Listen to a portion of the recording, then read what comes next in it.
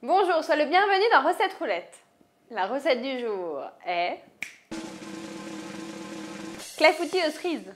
Pour 8 personnes, il nous faut 600 g de cerises, 40 g de beurre de micelle, 4 œufs, 20 cl de lait, 100 g de farine, 60 g de sucre, un sachet de sucre vanillé et une pincée de sel. Aujourd'hui, c'est une recette spéciale dédicace à ma maman et à son célèbre clafoutis aux cerises de Montmorency ou alors abricot groseille, au choix. Première étape, je mets le four à préchauffer à 210 degrés et je vais ensuite m'occuper de mes petites cerises que je vais placer au fond de mon plat, très généreusement beurré. Les cerises, on va simplement les équeuter et on va les mettre avec le noyau dans le clafoutis. C'est comme ça que ça se fait traditionnellement.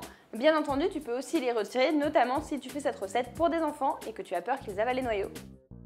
Comme dirait ma maman, l'important, c'est que tout le fond il soit recouvert de cerises. Et limite, s'il n'y a pas de trou, c'est encore mieux.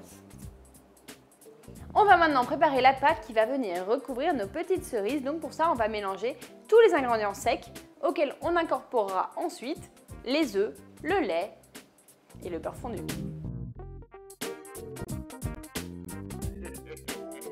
C'est parti pour 10 minutes de cuisson à 210 degrés, puis 20 minutes de cuisson à 180 degrés. Le clafoutis se déguste tiède ou froid. Tu peux même mettre un voile de sucre glace dessus pour le décorer. En parlant de clafoutis, je t'invite à découvrir si Christophe a réussi à faire le clafoutis de tomates cerises en moins d'une minute. Non, une minute, une recette.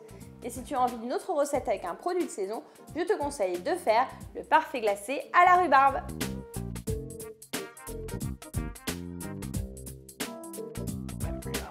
On se retrouve demain à 11 h pour une nouvelle recette. Et si tu ne veux pas en rater une miette, un conseil, abonne-toi à la chaîne Marmiton. Pas assez fondu le beurre. Je suis en train d'enregistrer tout ce que tu dis avec tes gros mots et tout. C'est pas gentil. Claire dit des gros mots. Non, c'était ma jumelle maléfique. Moi, je dis jamais de gros mots.